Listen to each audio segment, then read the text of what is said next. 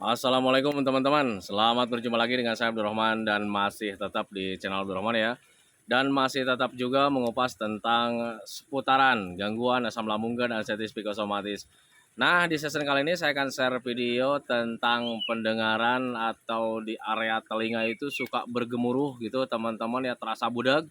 Kemudian ada juga sensasi terasa berdenging. Nah itu teman-teman ya. Nah makanya bagi teman-teman yang sekarang sedang mengalami hal tersebut, tolong tonton videonya sampai habis, jangan di skip biar kalian nanti mengerti, biar kalian nanti paham dan ketika mengerti dan paham, kalian bisa menanganinya dengan mudah. Nah itu teman-teman ya, kenapa saya katakan dengan mudah? Karena untuk sensasi dari gangguan asam lambung dan anxiety psikosomatis itu semuanya adalah sensasi rumahan.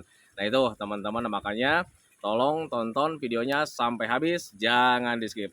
Dan kemudian seperti biasa ya, bagi teman-teman yang baru bergabung, kalau seandainya kalian mau bertanya tentang seputaran gangguan asam lambung dan anxiety psikosomatis, alangkah baiknya kalian tonton dulu video-video saya sebelumnya, karena untuk seputaran gangguan asam lambung dan anxiety psikosomatis semuanya sudah saya share ya.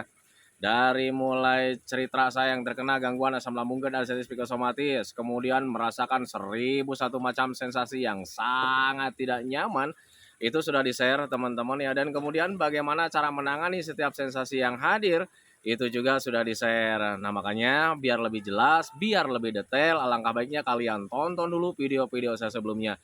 Nah itu teman-teman ya.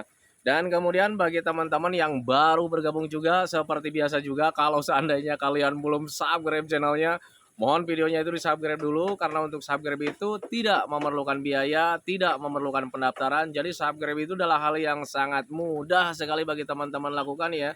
Jadi teman-teman itu cukup memijit saja tulisan subscribe, biar kenapa? Jujur ya, biar videonya itu cepat berkembang dengan baik. Dan kalau seandainya videonya itu berkembang dengan baik, sudah barang tentu itu akan menambah semangat tersendiri buat saya untuk terus nge-share tentang seputaran gangguan asam lambung dan anxiety psikosomatis ini terhadap kalian. Kemudian yang lebih penting dan yang lebih utamanya, tekan juga tombol lonceng sama tombol like-nya ya. Biar kalian itu dapat notifikasi atau pemberitahuan video saya yang terbaru.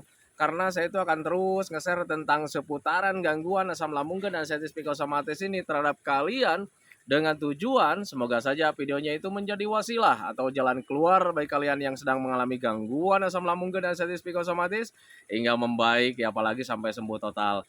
Amin ya robbal alamin. Ya minimal hanya memberikan motivasi saja, atau lebih minimalnya lagi hanya sekedar menemani kalian yang sekarang sedang merasakan ABCD-nya dari gangguan asam lambung dan anxiety psikosomatis. Nah itu teman-teman ya. Nah, kembali lagi ke topik utama teman-teman ya. Untuk orang-orang yang terkena gangguan asam lambung dan anxiety psikosomatis itu banyak sekali mengalami sensasi teman-teman ya, dari ujung rambut sampai ujung kaki. Ada aja yang dirasa teman-teman ya, dan kemudian sensasinya itu aneh-aneh ya gitu teman-teman, sehingga ya kadang membuat kita itu was-was, gelisah. Wah, ini jangan-jangan penyakit yang berbahaya nih. Padahal itu tidak teman-teman ya. Sebetulnya itu kegiatan rumahan, sensasi rumahan dulu juga kita alami teman-teman ya. Nah, tetapi sekarang ketika saat terkena gangguan asam lambung dan anxiety psikosomatis, sensasi hadir itu ya kadang membuat kita takut karena kitanya tidak paham. Kemudian kadang kita itu lupa dengan kejadian yang dulu. Nah itu teman-teman, sehingga ya kita itu ya terasa parno teman-teman ya, ada apa ini dengan saya ini. Nah itu teman-teman, padahal itu sebetulnya sensasi rumahan. Dulu juga kita sering alami teman-teman, dan kejadian dulu itu yang membuat kita lupa itu, kenapa kita lupa dengan kejadian-kejadian dulu itu teman-teman ya, karena itu biasanya lebih didorong dari anxiety disorder yang masih besar teman-teman ya, ketakutannya masih besar. Nah itu teman-teman, padahal kalau seandainya kalian tenang, kalian rileks, kemudian flashback kejadian dulu gitu teman-teman ya, dulu juga gua mengalami hal seperti ini tetapi tidak bahaya teman-teman ya. Oh dulu itu cara menanganinya seperti ini. Kalian itu bisa menanganinya dengan sendirinya tanpa saya kasih tahu, tanpa kalian melihat cara-cara bagaimana cara menangani di YouTube itu, tidak akan seperti itu teman-teman ya. Nah itu, nah makanya untuk orang-orang yang terkena gangguan asam lambung dan anxiety psikosomatis, ketika sekarang sedang mengalami berbagai macam sensasi dari gangguan asam lambung dan anxiety psikosomatis, hal yang paling utama itu adalah dipahami teman-teman ya, flashback kejadian dulu teman-teman ya, dulu juga kalian sering alami. Nah itu teman-teman ya, dan kemudian tidak menyebabkan kematian. Nah itu teman-teman ya, itu patokan buat kalian biar kalian itu tidak cemas, tidak was-was, tidak gelisah teman-teman ya, karena untuk sensasi dari gangguan asam lambung dan anxiety psikosomatis, sensasi yang paling tidak nyaman itu adalah dicemas teman-teman ya. Nah, selain daripada itu ada juga sensasi yang membuat kita tidak nyaman itu kayak macam kelayangan, begah, kembung seperti itu teman-teman ya. Tetapi hal yang paling besar itu adalah dicemas. Nah itu teman-teman ya, itu pengalaman saya dulu saat terkena gangguan asam lambung dan sensitif psikosomatis. Nah, sensasi-sensasi yang menakutkan itu sebetulnya tidak berbahaya teman-teman ya, termasuk di yang akan dijelaskan sekarang nih ya, yaitu termasuk di bagian telinga teman-teman ya. Saat terkena gangguan asam lambung dan sensitif psikosomatis, telinga itu sering mengalami kayak macam bergemuruh teman-teman ya, agak bindeng ya, agak budeg sedikit gitu teman-teman ya. Kadang ada sensasi berdenging juga. Nah itu teman-teman ya, ada apa ini dengan telinga saya? Dan ketika dulu untuk saya pribadi gitu teman-teman ya, ketika mempunyai sensasi seperti itu, ya kadang yang pertama membuat tidak nyaman gitu teman-teman. Kemudian ketika berpikirnya itu terlalu jauh itu ya kadang membuat cemas teman-teman ya. Wah ini jangan-jangan ada apa-apa nih di telinga saya nih, jangan-jangan nanti saya itu nggak bisa mendengar. Dan ketika berpikir seperti itu ya otomatis cemas itu hadir lagi teman-teman ya, karena ketika budeg tidak mendengar itu belum apa ya, belum diinginkan teman-teman ya, masih pengen mendengarkan suara-suara yang bagus. Nah itu teman-teman, itu dulu saya saat terkena gangguan asam lambung dan sensitif psikosomatis. Perlu kalian ketahui teman-teman ya, untuk orang-orang yang terkena gangguan asam lambung dan sensitif psikosomatis kemudian mengalami sensasi di bagian telinga itu kayak macam bergemuruh teman-teman ya, itu biasanya sepengalaman saya teman-teman ya, itu dari aliran darah dan oksigen yang kurang lancar ke bagian kepala apalagi ke bagian telinga teman-teman ya, sehingga ya kita itu bekerjanya itu tidak maksimal telinganya. Nah itu teman-teman ya, jadi agak bergemuruh lah kalau misalnya mendengarkan sedikit saja agak bergemuruh gitu teman-teman ya, lagi diam agak berdenging juga. Nah itu teman-teman, dan kenapa orang-orang yang terkena gangguan asam lambung dan sensitif psikosomatis itu aliran darah dan oksigennya itu kurang lancar di bagian kepala teman-teman ya. Biasanya nih untuk orang-orang yang terkena gangguan asam lambung dan sensitif psikosomatis itu ya kurang olahraga ya, kurang gerak gitu teman-teman. Jadi senangnya itu rebahan gitu teman-teman ya, duduk-duduk manis, tiduran-tiduran nyaman. Nah itu teman-teman, sehingga ya kita itu kurang gerak teman-teman ya. Jadi aliran darah dan oksigen itu ya nggak lancar. Wajar kalau seandainya setiap anggota tubuh kita itu tidak bisa bekerja dengan maksimal, termasuk di bagian telinga atau pendengaran. Nah itu teman-teman, nah, makanya pahami saja ke sana. Jadi bukan apa ya, ketika ada sensasi seperti itu bukan ada gangguan telinga kalian bakalan budeg lagi, bakalan tidak akan mendengar, bukan seperti itu teman-teman ya. Itu dari aliran darah dan oksigen yang kurang lancar gitu teman-teman ya. Nah sekarang solusinya kayak gimana nih supaya kita itu bagian telinganya itu tidak bergemuruh lagi kayak macam begitu teman-teman ya. Untuk saya pribadi teman-teman, dulu cuman sering dibersihkan saja teman-teman ya, sering dibersihkan itu yang pertama teman-teman ya. Kemudian kalian sering olahraga juga, kemudian rajin mandi juga gitu teman-teman ya. Kenapa ada apa hubungannya dengan sering mandi gitu teman-teman ya?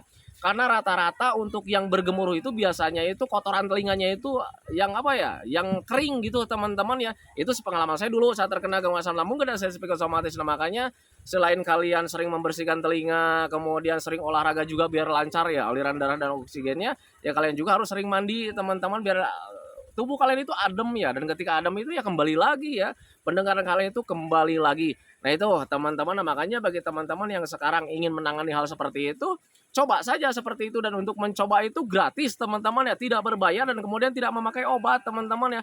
Karena untuk seputaran sensasi itu bagian dari sensasi dari gangguan asam lambung dan sensitif psikosomatis teman-teman ya. Itu merupakan hal yang sangat mudah teman-teman ya, itu merupakan hal yang biasa, dulu juga kita mengalaminya. Dan dulu itu kita sering mengalami itu ketika kita olahraga ya, ketika olahraga lari nih, ketika mau keluar keringat itu biasanya pendengaran kita itu agak bergemuruh, agak bindeng juga teman-teman ya. Nah kadang saat ini kita lupa dengan kejadian dulu tuh.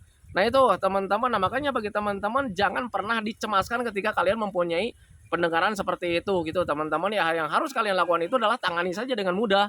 Nah itu teman-teman ya, kembali lagi cara menanganinya itu sering olahraga, sering mandi, sering dibersihkan juga teman-teman ya. Sesimpel itu teman-teman, dan jangan lupa minumnya minimal 8 gelas dalam sehari, jangan sampai kurang.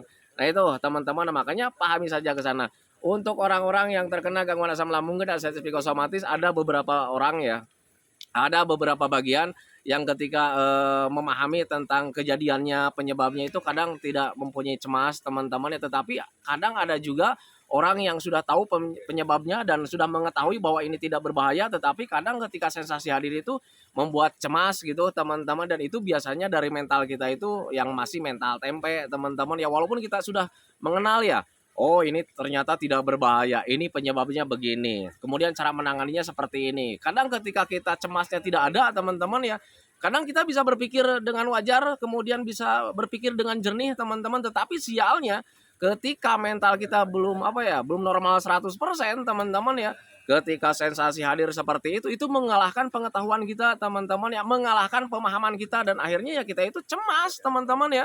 Walaupun sudah dikatakan dalam hati, kemudian di pikiran juga ditanamkan, ini tidak akan apa-apa teman-teman ya, ini nanti juga membaik dengan sendirinya, tetapi tetap saja ya ketika sensasi hadir itu ya kadang membuat kita parno, membuat kita was-was, membuat kita gundah gulana, takutnya ini merupakan hal yang sangat besar gitu teman-teman ya, padahal kejadian-kejadian sensasi dari gangguan asam lambung dan asam psikosomatis itu bukan hal yang sangat besar gitu teman-teman, itu merupakan gangguan biasa, gangguan rumahan. Dan kalau seandainya kalian masih mengelak juga, Pak apakah benar ini gangguan rumahan, ini tidak berbahaya, tengok keadaan kalian sampai detik ini gitu teman-teman ya, apakah kalian itu sekarang itu masih hidup?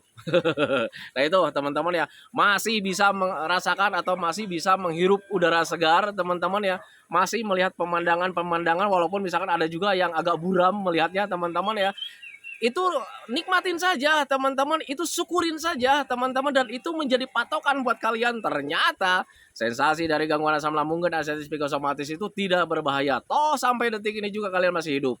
Nah itu teman-teman ya, untuk sensasi dari gangguan asam lambung dan asam psikosomatis itu hanya mengganggu saja, mengganggu terhadap kalian teman-teman ya, mengganggu terhadap apa? Terhadap kualitas hidup kalian itu menjadi kurang produktif teman-teman ya. Mau bekerja begini ada aja yang dirasa. Nah itu teman-teman ya, mau jalan-jalan ada aja yang dirasa. Jadi semuanya itu serba terganggu teman-teman ya. Dari mulai aktivitasnya terganggu, dari mulai perasaannya terganggu, dari mulai pikirannya juga terganggu teman-teman. Jadi ketika sensasi hadir, pikiran kita itu selalu berkata kemana-mana gitu teman-teman ya. Berpikir kemana-mana, wah ini gimana lagi nih, wah ini jangan-jangan penyakit yang berbahaya. Nah itu teman-teman, kemudian perasaannya juga terganggu teman-teman ya. Perasaan kalian saat terkena gangguan asam lambung dan asam psikosomatis itu menjadi tidak nyaman. Untuk rasa bahagia itu tidak ada teman-teman ya. Jangankan tertawa-tertawa lepas, tertawa-tertawa besar teman-teman ya. Senyum aja itu ogah teman-teman, karena di perasaannya itu gundah gulana terus teman-teman ya. Nah itu kemudian di aktivitas itu apalagi teman-teman ya. Aktivitas sedikit saja kita mudah lelah, kita mudah capek. Ketika dipaksakan akhirnya kumat lagi. Nah itu teman-teman ya, jadi itu patokan lah buat kalian bahwa sebetulnya gangguan asam lambung dan asam psikosomatis itu tidak berbahaya sama sekali, hanya mengganggu saja, mengganggu terhadap kualitas hidup kalian itu menjadi kurang produktif. Nah itu teman-teman ya, tetapi berbeda ketika nanti kalian sudah sembuh total, aktivitas kalian itu bakalan besar lagi, hidup kalian itu bakalan produktif lagi. Nah itu teman-teman, nah makanya bagi teman-teman yang sekarang belum membaik dari gangguan asam lambung dan asam psikosomatis, alangkah baiknya kalian konsisten saja dengan metodenya teman-teman ya. Metodenya yaitu menjaga pola makan, harus tetap itu teman-teman ya, jangan mentang-mentang sekarang itu agak membaik sedikit gitu teman-teman ya, kalian dihajar lagi makanan-makanan yang pantrangannya itu terlalu berlebihan teman-teman ya. Nah itu hindari seperti itu teman-teman. Jadi untuk menjaga makan itu sangat penting sekali, dan bahkan untuk orang-orang yang sudah sembuh total juga untuk menjaga makan itu ya sangat penting sekali teman-teman ya, karena ketika kita terlena untuk gangguan asam lambung dan asam psikosomatis itu bisa kambuh kapanpun teman-teman ya. Saya tahu dari mana? Saya tahu karena pengalaman pribadi saya terkena 2 kali teman-teman. Jadi waktu pertama itu sudah sembuh total ya, sudah nyaman, aktivitas bisa lagi, tertawa sudah bisa lagi, bahkan sudah merasa bahagia gitu teman-teman ya. Dan kemudian jalan hidup saya itu ya berantakan lagi teman-teman ya, terlena lagi, pola makannya tidak dijaga lagi, pola hidupnya tidak dijaga lagi ya, kadang sering begadang juga gitu teman-teman ya. Kemudian pola pikir tidak dijaga lagi, jadi mulai berpikir keras lagi gitu teman-teman ya, dan akhirnya ya subhanallah ya terkena lagi yang kedua kalinya. Nah itu teman-teman, nah makanya bagi teman-teman yang sekarang sedang terkena gangguan asam lambung dan psikosomatis, kalian harus konsisten menjaga metodenya. Kemudian bagi yang sudah membaik atau sudah sembuh total, ingat yang namanya pola-pola itu jangan sampai kalian langgar gitu teman-teman ya. Kalian juga harus tetap dijaga 3P-nya teman-teman ya, biar kalian itu tidak akan kambuh-kambuh lagi. Jadi pola makannya tetap dijaga dari mulai jam makan gitu teman-teman ya. Kalian harus dijaga. Mungkin untuk yang sudah sembuh itu berbeda ya. Jadi dijaganya itu bukan jenisnya tetapi kapasitasnya teman-teman ya. Tetapi berbeda bagi yang belum membaik, itu harus dijaga jenisnya.